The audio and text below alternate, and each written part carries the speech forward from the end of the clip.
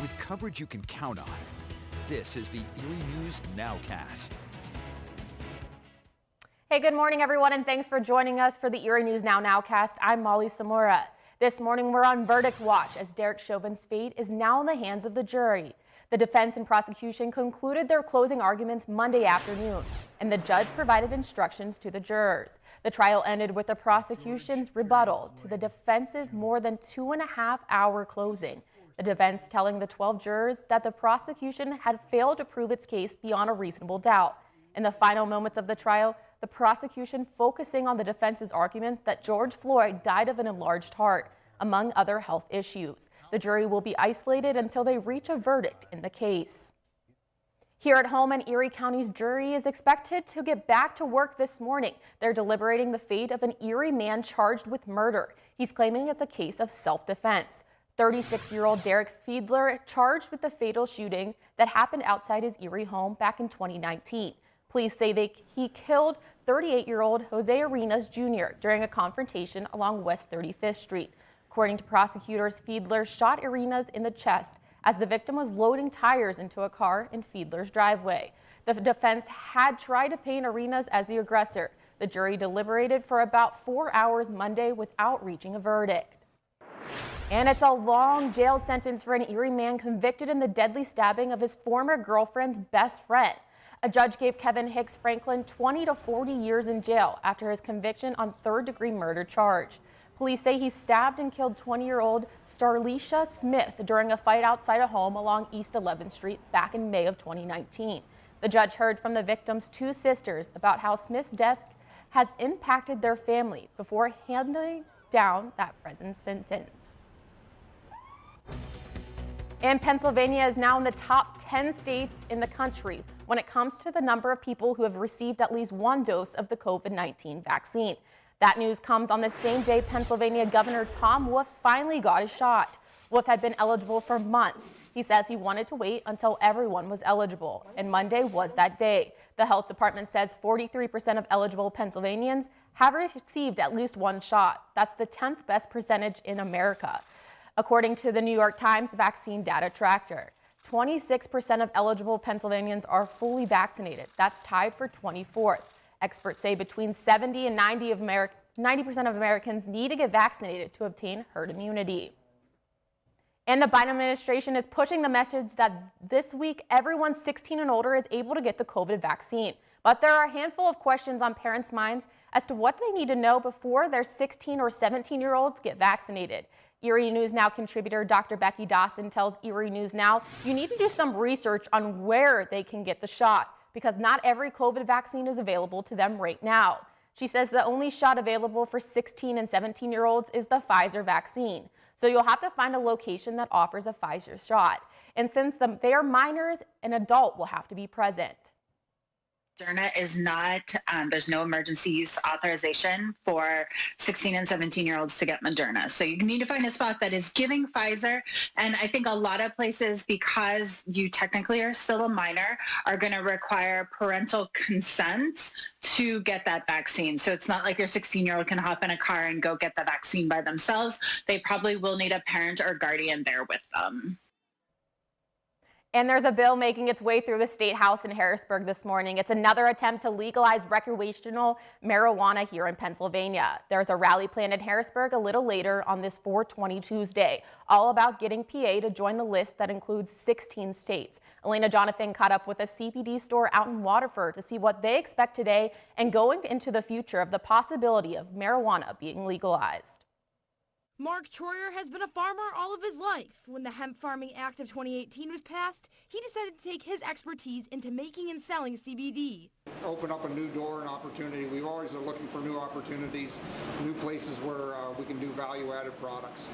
For Troyer, the pandemic opened a new door of customers looking to relieve stress and anxiety caused by COVID-19. We get a lot of feedback from people who have found CBD to help with general health, but also stress and anxiety.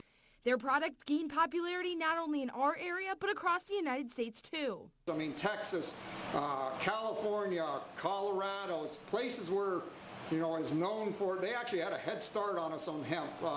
They've been doing it longer than we have. It's been legalized out there a little bit longer and we are competing well with them. And If recreational marijuana is ever passed in Pennsylvania, Troyer says he has no interest selling products that contain THC, which is a component in cannabis that's responsible for that high. We understand there's pressure statewide from a revenue standpoint. It's going to be a heavily taxed product, but we believe the CBD is our goal. As for today being a holiday for marijuana users, Troyer says, that really has no effect on us. We're going to be open tomorrow because it's Tuesday. That's why we're going to be open. And so, and Tuesdays is a good day for anybody to come out and get some CBD.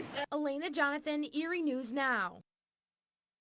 Now we want to bring in our David Walter. And I've seen a little rain showers out there while I was out and about on stories. What can people expect for later today? Yeah, well, we're looking actually pretty quiet for the rest of the day. It's just dreary out there. The ground's still pretty wet, and it's certainly on the chilly side. Let's go down to the Bayfront. Of course, we're getting that look towards the north, and you can actually see some light on the horizon, but pretty thick cloud cover in place. It's all about the snow, so let's just get right to that forecast as we are looking ahead to a Wednesday. Right now, we're saying generally around about 1 to 3 inches. I'll show you the full map in just one moment. I think we're going to see a little bit more into the snow belts. Widespread snowfall coming up later tonight and into your Wednesday morning. Definitely going to have an impact on that morning commute. We're looking at slushy roads and that heavy wet snow that could really stick to the trees and maybe add some extra weight and possibly pull down some branches, maybe isolated power outages. So you can see we have actually expanded the 3 to 6 zone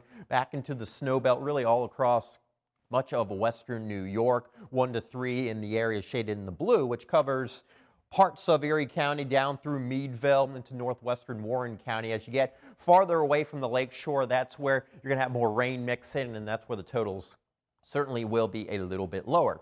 Right now, as we look at Doppler Max, you can see enough clouds pushing on through. We had some breaks down there into Oil City, Tionesta as well, but the clouds will continue to move on in. We may have a little bit of sunshine, some filtered sunshine for today. Still a few spots of rain out there into the early afternoon. But as we continue through the end of the day, here comes the blue, here comes the snow.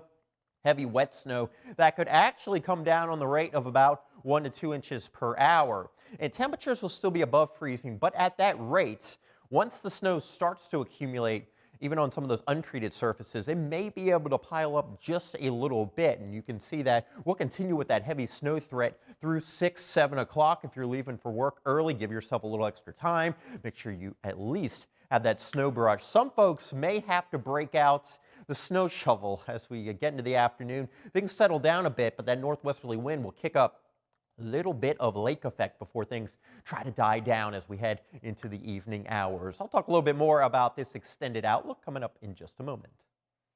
Thanks, David. Now, Erie News Now is your home for the latest of the status on all your summer fun staples. This Tuesday, the focus turns to Crawford County Fair. That event, billed as the largest agricultural fair in Pennsylvania, is still on for this year, but without all the rides and grandstand events. Erie News Now, Kristen Allen reports. The Crawford County Fair is on this year, but there's a bit of a twist. You won't see any rides, concerts, or grandstand events. The fair is a big part of Crawford County and the surrounding counties. So this year we kind of made a pact that, we would do what we can, we feel comfortable doing. The decision came after carefully following the Pennsylvania Fair Association's reopening plan and taking a long look at COVID-19 mitigation. I think we made a very informed decision to take a look at our fair, to maintain our focus and our mission, which has been to be an agricultural event for the region. Another reason for the ride and event cancellations is the financial aspect. Pennsylvania loses an average of 6 fairs per year, and Crawford County did not want to be next. Maynard says it just wouldn't make sense to host big acts with no audience. We have to sell our grandstands out to be profitable with our big national entertainers that we're very proud to host and have been very successful for us in the past. So, we had to make a decision about that, and that was the easiest one to make. When it comes to rides, the board didn't feel there would be adequate staff to sanitize as much as needed. We just felt that we didn't have the staff or the desire this year to put individuals at risk just to have a midway ride celebration. But rest assured, the Crawford County Fair will have plenty to see and do as they celebrate their 75th anniversary. We're going to offer everything but the rides and the big name entertainment, and we're going to put a twist on it, you know, whether it's back to the basics for our 75th year. Kristen Allen, Erie News Now. I can't wait for that warmer weather to come, fair weather to have some fun outside. But David, it's not looking like the weather is going to be like that for the next few days. Yeah, we got a winter weather advisory in effect. It really goes into effect as we get into the evening hours. As some of that rain starts to show up, we're going to mix in the snow, and then we'll have heavy bursts of snow on the overnights. And that snow will accumulate. Again, we're looking at a broad area of about 1 to 3. Some spots we'll see a little bit more, especially back into the snow belt. And you can always follow Radar Live on our website, erienewsnow.com. And don't forget to follow the First Warning Weather Team. We're on Facebook. Sarah, John, and I, we all have our individual Facebook page. We try to share it to the Erie News Now page to give you an idea of what's going on. And obviously, we continue to update you on the forecast. Temperatures feeling like the 30s out there. We got a little bit of a breeze blowing. Temperatures only get colder for your Wednesday highs, middle upper 30s. We got that heavy wet snow for the first part of the day especially. Then some lake effect lingering into the afternoon. Temperatures will start to go up for Earth Day. Some showers still possible after a few morning flakes. Looking good on Friday. Friday not too bad, but as we get into the weekend, yeah, temperatures are up there just a little bit, but we'll have to deal with some scattered rain showers. So a pretty active pattern over the next few days as winter isn't quite letting go yet.